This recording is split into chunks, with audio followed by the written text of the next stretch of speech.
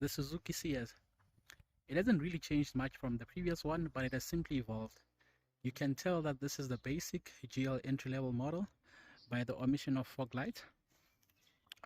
On the sides, it comes without alloy wheels, but it opts for these steel wheels. These are 15 inches in sizes.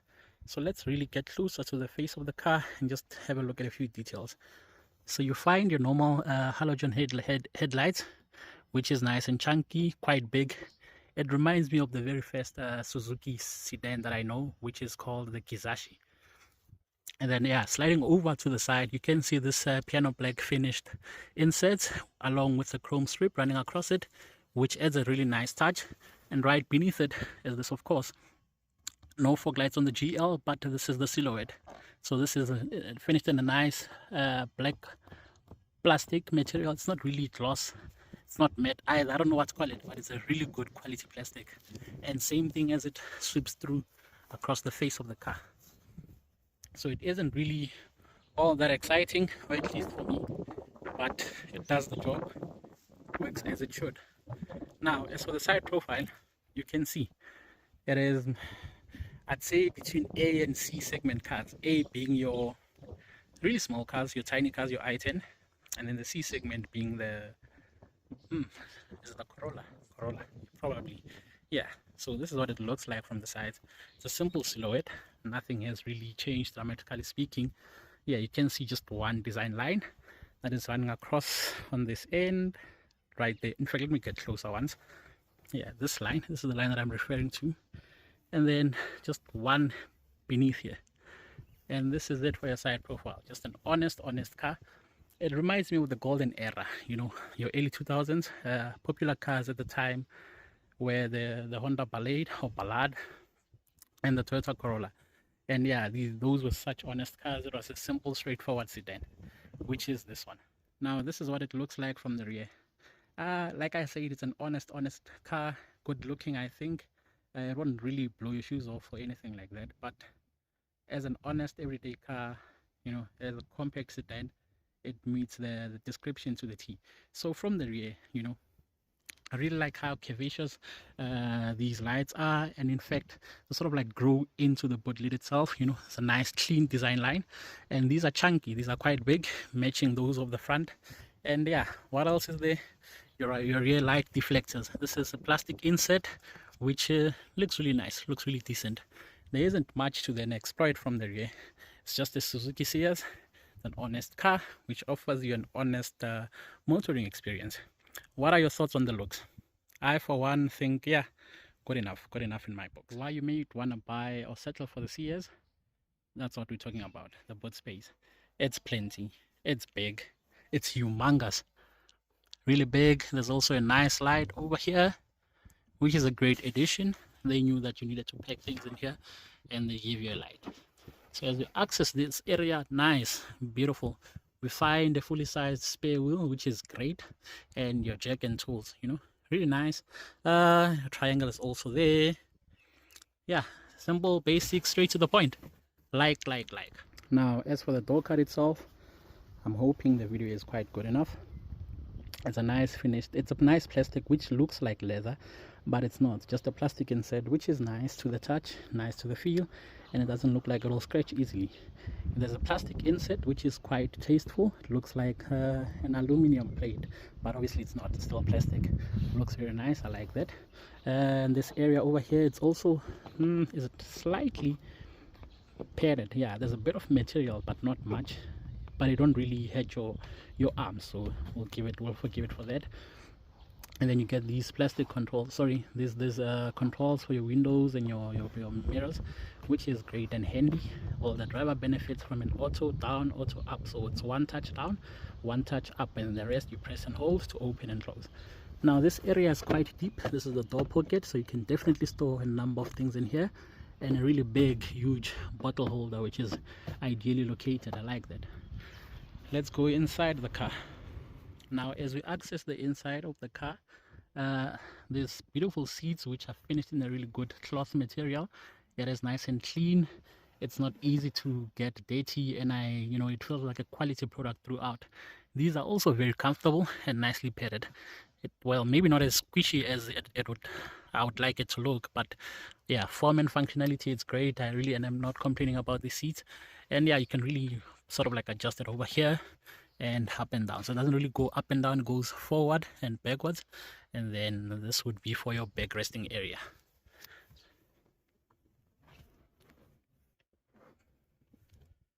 Now inside the interior, let me first close this part, which I like.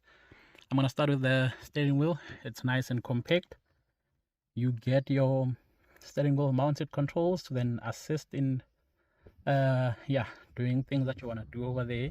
And then these are your short key buttons, you know, one for your Bluetooth, one to answer your phone, one to hang up. And from there isn't also much going on. It's just an honest approach. You get analog dials, which are nice and clear. I like the white stitching used, or rather the white, let's call it the tachometer. It is a tachometer. The white inscripting on it, or lighting. Yes, I think that's the right way to use. And then yeah, how it's designed, it really is beautiful. Look at how it's flowing seamlessly, you know, from here onto the other side. Also like how it also flows from this area and cord joints onto this plastic insert on the door. Looks really clean, looks really nice. An honest approach, which I really like. You do get this in the GL model, you get this radio, which obviously offers you Bluetooth. You can connect your aux cable, you can connect your USBs. The infotainment screen is on the GLX model only. So on this one, you also do benefit, or you find this basic air conditioning system, which is okay. It works, that's what it should be doing. And on this area, which is this is the part that I like, you know, opens up smoothly. So as you do that, yeah, it gives you a deep opening inside there. You get a USB and an aux port and a 12-volt power supply. This part over here is rubberized, so it means your coins or whatever won't be making a noise, and they stay in place. These are your non-adaptive cup holders, and they are there. You know, really like this part. This being the GL Auto, you get a 4-speed automatic gearbox, which is nice and good. I'll talk about that in the driving impressions.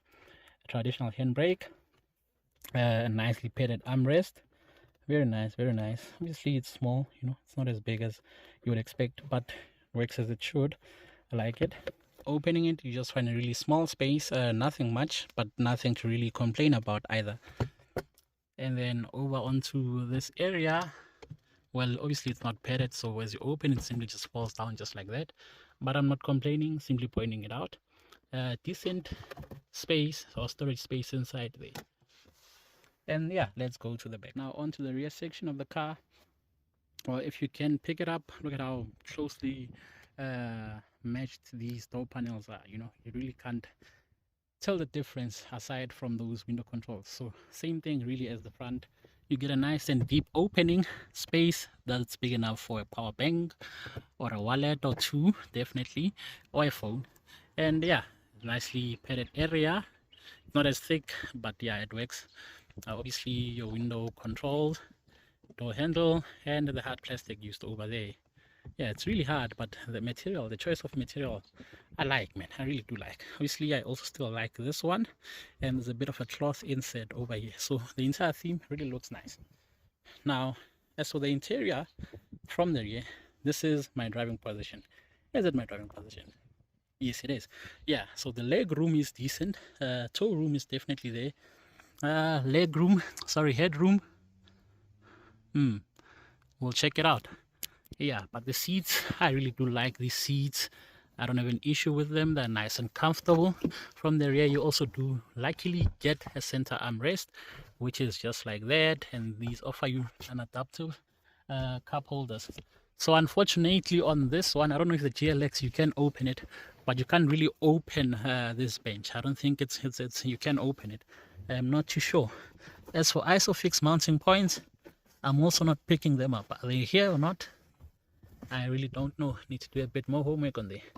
So behind the driver's door, the driver's seat, you do find a pocket, which is really tiny. So it only goes up until here. So it's just here until there, and that's that. Luckily, the rear passengers also benefit from rear aircon vents, which they can open and close to their liking. These are tiny, these are cute in fact. They like really Yeah, so before I was rudely interrupted by myself. Yeah, nature was calling. Can't really ignore that call, can you? So yeah, anyway, you get these nice and cute Aircon vents. These are really small. And these are cute, man. Ah, so cute. And yeah, so you can really control to your liking. You can open and close it over there, which is a nice touch. And right beneath this area, you get a 12-watt power supply, so you can always plug in an adapter of some sort. So this space is a bit recessed as well. I don't know what you might want to throw in there and forget it. And yeah, this is it with the rear. Yeah, nice, comfortable, headroom fairly decent. Yeah, good stuff. I think yeah, we can give it a check. So we're in the city in the Ciaz, and yeah, driving the car for the first time. Smooth shifts. It's a smooth operator. Not a bad power plant. This is a 1.5 liter engine, which offers you 77 kilowatts of power and 138 newton meters of torque. So on paper it isn't much. It's not plenty at all, but it'll be interesting to see and find out how it really does measure. This is an automatic, by the way, so yeah, the ancestors are doing all the changing for me. I am just pointing and accelerating. Well, I wish I was doing that, honestly. So we'll just give the man a moment, then we can go through. Roads are a bit rough out here, but yeah, a very comfortable one, a good 1.5. Does it have a sport mode? I don't think so, but wow, okay. Somebody's quite feisty. I can see that as the speed as the speed climbs up, and then it yeah, you know, it gets a bit noisy in here. So noise, vibration, harshness.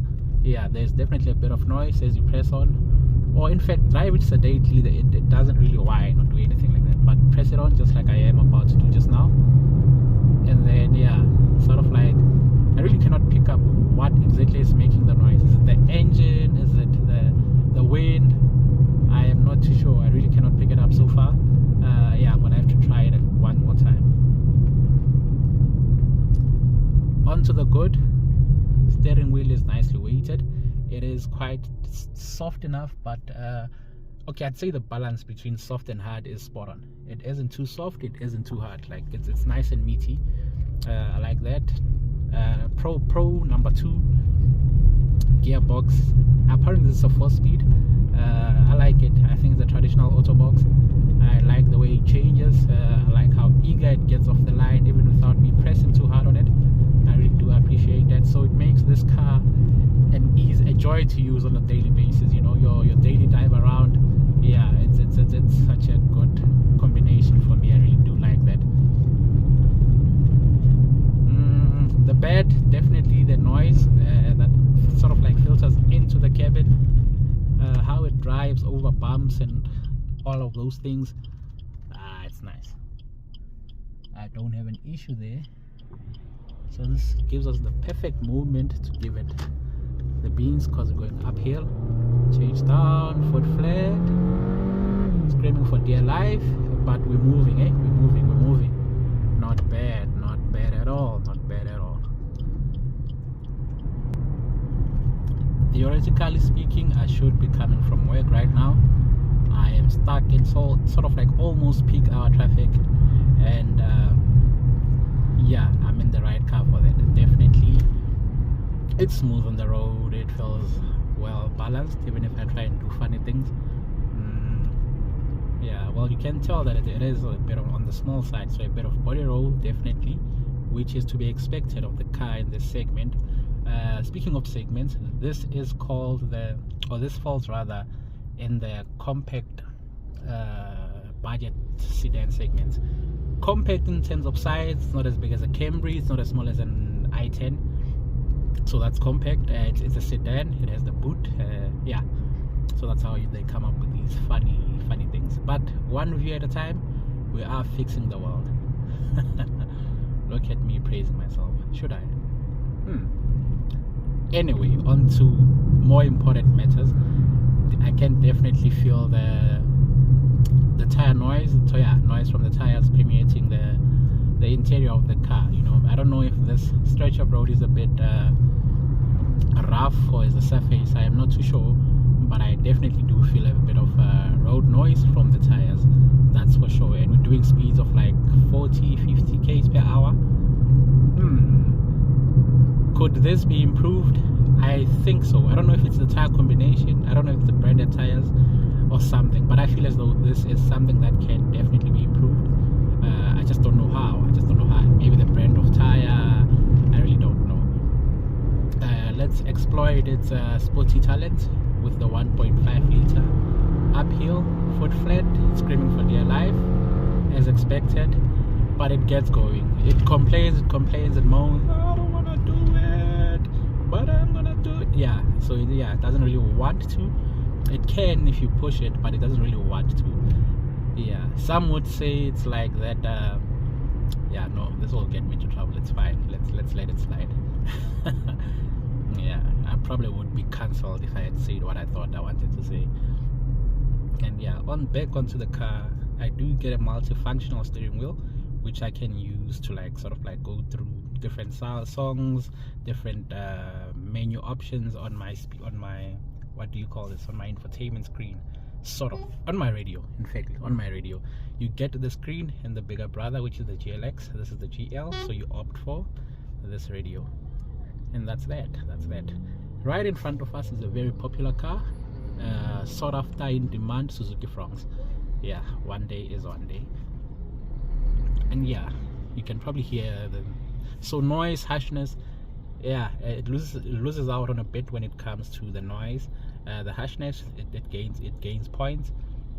Vibration, I think it's also quite decent. It's fair. We are going in with the truck. We have no other choice. I'm just gonna give it the beans once more, but not too much. Honestly, yeah, I think a 1.5 liter engine is quite good. It's up to task. In fact, it's very popular when it comes to Suzuki. You get it in a lot of cars. Yeah, a lot of their range. Because what do you call it? English is running away now. English startup bundles are finito. Yeah, noise, definitely it's there, but is it bad? Because I make it sound bad. No, it's not bad. Maybe it's bad for the video, possibly, but I doubt it anyway. I think it's a good car, man. I think it's quite comfortable. It's fair. It's a good daily. Yeah, to me it looks like that cousin or that friend or your friend's friend who's uninvited at your party. It comes through and you don't really get along with the friend, but because they came through by virtue of your friend, which is close to you, you sort of like forgive it. Yeah, when it comes to the segment, it's not a popular car. It's not really wanted there, but it forces its way through. It breaks all sort of like boundaries, breaks gate, yeah, and it walks in, and you have no choice but to accept it and give it a drink, a score, maybe yeah. I don't know where I'm even going with that. Sometimes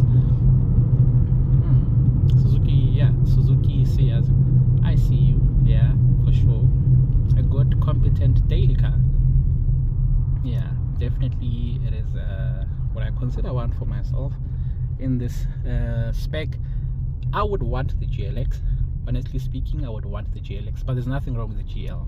It's because I'm a bit picky when it comes to cars. The GLX offers me things like keyless entry and start, leather seats, a proper infotainment screen, not a radio. And yeah, for those things I'd definitely try and source a GLX. And yeah, in an auto, because yeah, manuals and traffic and all that. So rather this in a traditional auto box, which is very reliable. It's not a DSG, so don't break 2 years later or whatever. You can really abuse it and it'll take it, because it's a simple, straightforward engine and gearbox pairing. Yeah, so far so good. I'm hoping you can pick it up, but I just wanted to summarize our driving impressions.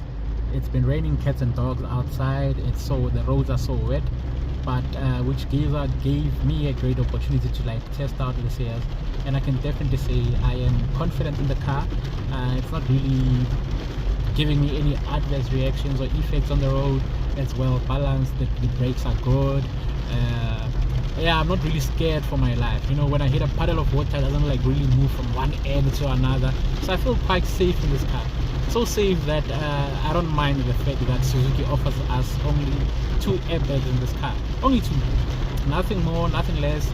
Like they didn't even keep one airbag at least as a spare in the spare wheel to be like, okay, no, you know, you can always add one airbag. No, you just get 2, and this is it.